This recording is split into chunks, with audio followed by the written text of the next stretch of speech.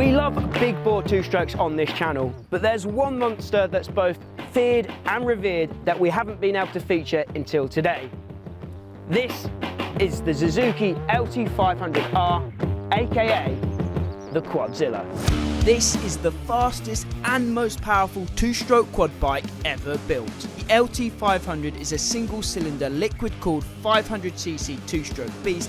Officially, it was called the Quad Racer. But once owners and ATV fanatics found out just how bonkers this beast really was, they gave the machine a more monstrous moniker. The origin of the Quadzilla's inception can be traced back to the end of the three-wheel ATV craze in the late 1980s. Honda's ATC was about to be outlawed, and Suzuki, seeing this and knowing that they'd never catch up in the three-wheeled world anyway, decided to throw all of their ATV eggs in the four-wheel basket. In 1985, they unveiled the LT250 Quad Racer, the first ever race quad as we know them today. 2 years later, they looked to blow the minds of the ATV community with the release of the most monstrous four-wheeler ever conceived. This was the ultimate all-terrain off-road vehicle, completely unhinged and completely over the top. The Suzuki engineers must have been on a high when they came up with this concept. It was designed to chew up the dirt, but what if you could turn this into the ultimate monster on the road? Would you be brave enough to use it as your daily rider?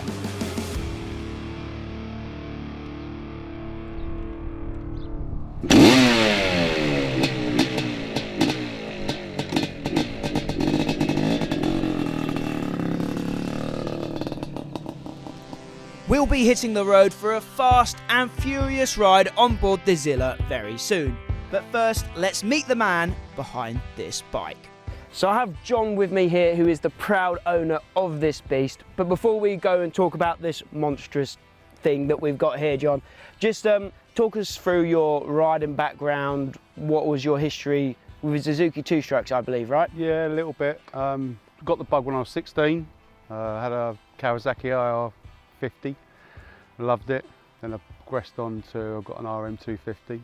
And then I found this, started building from there. Talk us through, where did the love affair with the Zilla start? What was the impetus of this mission that you've been on with this? Well, I never knew about them. Just saw one online one day and I just started a search, just trying to look for one, searching all around the UK, couldn't find nothing. Yeah, they're hard to find here, right? Yeah, there's not many, like hen's teeth. Yeah. And then I found one and found one on eBay and managed to get one imported across. Am I right in thinking it was like a present to yourself, a 40th birthday present, yeah, right? Was. You said on the phone? I brought it just before my 40th present. I wanted something different, so I didn't mean to go this far. I brought it, I was riding it, and then the engine blew up. So then the build started then from there, and it just carried on and didn't stop. So, as I'm sure you guys have noticed, this is no ordinary Quadzilla. So let's find out a little more about it. They're rare to see in the UK, Quadzilla Suzuki 500. Even more rare is to see one in this kind of trim. This is completely road legal, right? Yes, completely road legal. So the bike that you bought wasn't, I'm guessing? No, it was just a bog standard, totally original LT500. And what did you have to do to this to make it into the machine that we see today? To get it road legal, I had to do headlights, indicators, brake light, horn. But then I found on the road it didn't have good presence. It weren't good on the corners, and so I extended it, I widened it, I just did everything I possibly could really. So how did you extend it? How did you widen it? Special parts, I'm guessing. Yeah, I've got extended A-arms. So they're a +2x1 on the front. They're made in America. A gentleman called Tyler Renner made them. And then the swing arm is a +8 on the rear. And then I've got +6 on the axle. Extended spindles. I've got Z400 spindles on the front. And converted to that is they're Pro Run 6-pot calipers to get a bit more braking because it's so heavy. Yeah, because I'm guessing that was a problem when you first started riding on the road. It was stopping it. Yeah, 33-year-old brake technology was not good at the time, so I upgraded it. I've got ISR braking on it. I think it's a 8 or 9 pad clutch on it as well. Just everything I could possibly think of. It's got I've got titanium all over it. I've got GSXR hub nuts, and it's got a Dr. Q V2 exhaust system. It's got all Elka's Super Junior suspension. It's got a Michael Steiner Super Junior external radiator, so it's got 2 radiators on it. There's a limited amount of things you actually need to do to make it road legal, right? Yeah. And then there's things that you did to it to make it less lethal on the road, a little bit more sensible. I wouldn't say it's sensible even now. No, they're very front happy. So obviously acceleration, they do want to lift up, and I personally didn't want that. I wanted to have the road presence. I wanted to be able to enjoy it, lean around the corners, and so obviously I did extend it. I had a nice seat made and upgraded that. It's got a 6-pack rack. For me, it was all about, if Suzuki were gonna do something for road, I'll try to put my turn on it how I would like it. Yeah. So in your mind, if Suzuki made this for the road, this is what it would look like. I'd like to think so. Yeah. It looks so trick. When we saw it come out of the garage today, we were like, wow. Thank you. It's got a Electron carb on it. I contacted Electron and they advised me with my modifications, so I run a 40mm Electron carb on it, like a smart carb sort of thing. And then I've got quite a bit of a dustbin air filter on it as well. Yeah, it's massive. So a gentleman in America called Michael Steiner, he designed and manufactured them. Who you said is like the Quadzilla god, right? To me, yeah, in America he is. He's like top of his game, he knows his stuff, and there's not many people bespoke making parts for these.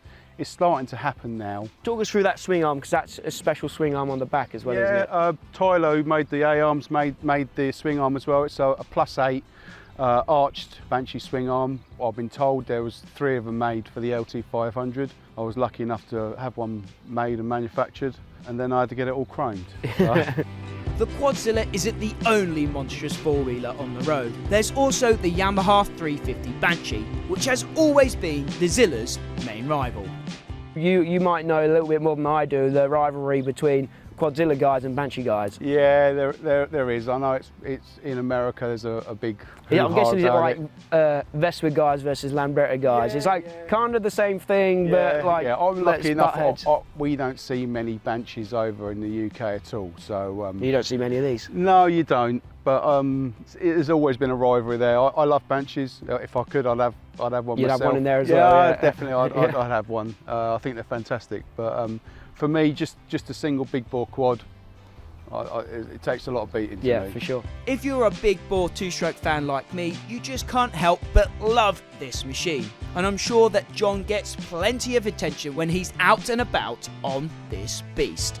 So what is the experience of riding this on the road? Talk us through the kind of the thrill that it, I'm assuming, gives you, but then like the reaction it gets as well. You'll see a lot of heads turn. She's quite loud. People are turning before they can see us. And you've got people waving at you. It sounds silly, but people do. They're waving at you. You go, I don't know who they are, but they're just waving. They seem really happy to see it. It's just something different. And is it wild to ride, or is it a little bit more tame now that you've made your mods? Because I've extended the front A-arms, the turning circle is big. But once you're actually on the road and you plant it down, you can lean it. I've got extended foot pegs on it. You can really tuck in and pull it round. It is heavy, but it is a big machine. So there's no ABS or traction control, or it's a fixed axle, and it just goes where you point it, really. So when you started on the project to turn it into a road legal Quadzilla, did you think it could be done? Did other people think that could be done? No, I was toying with the idea, and I've seen other people do it, but I know over in the UK there's a lot of legal quads. So I'd done a bit of investigating. Once I got obviously the frame and the engine number, that managed to open up a lot of things. Then I had to get it MOT inspected, got the logbook for it, and then it come over with the right documentation. Then obviously once it hit the UK, I could start the process. And go with that. But were mates in the pub going, you can't do that? Yeah, there's a lot no chance. of my mates knew I was playing around with it, and it took a long. I think all in all, it's probably about 4 years. It took me to find the parts and get everything, because most of it I've had to import from America. Yeah, I should imagine it's difficult to find the parts, because it's quite old. It's 80. It's a 1990. 1990. Yeah. So they're quite old, the parts, but also there wasn't many here to start with. No, well, like I say, the parts are hard bit. Luckily, I had Crooks Suzuki, Martin at Crooks, and he supplied me with so much. He was so helpful. all the engine parts. He supplied me with everything. So because obviously when the engine did go, I started the rebuild from there. So and obviously the paint, but all the frame is, everything's original. I haven't touched any of the paint or anything. It's just the engine that's been painted. She's a beauty. Thank you very much. Do you think it's a? I said at the start of the video, would you be brave enough to use a Quadzilla as your daily rider? Is it a sensible daily rider, do you think? It's not sensible at all. It's totally bonkers, to be honest. But I just wanted something that's different. If you go to a show, I don't want to turn up and someone's got the same thing as me.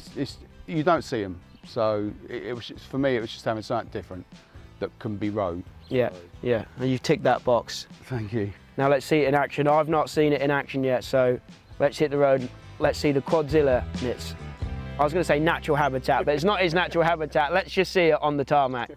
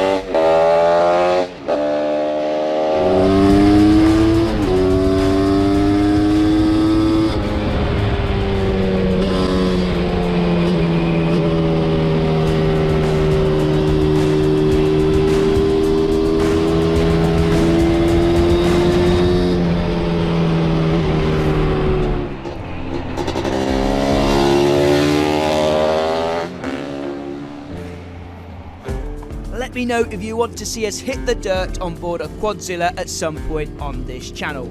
If you want to see that, let me know in the comments down below. A big thank you goes to John for showing us his ride today. If you've got a bike that you think we should feature on the channel, be sure to message me on Instagram at 999laser. As always, thanks for watching guys, my name's Max, this is 999laser. Till next time, I'll see you at the track.